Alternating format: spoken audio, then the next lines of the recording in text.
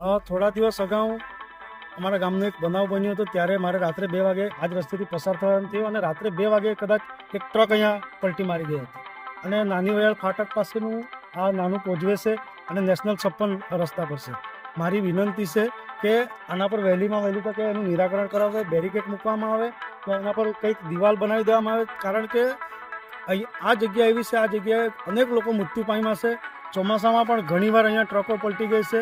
મને એવું લાગે છે કે વહીવટી તંત્ર તાત્કાલિક એનું નિરાકરણ કરવું જોઈએ, કાં તો એ લોકો હજી રાહ જોઈને બેઠા હોય કે કોઈ બીજો નિર્દોષ વ્યક્તિ ભોગ ન બને.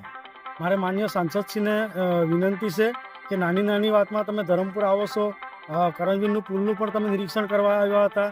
એમને મારી વિનંતી છે કે આ લાકડમાળનો પુલ છે એની પણ એકવાર નિરીક્ષણ કરી અને લોકોની વેદના જાણો.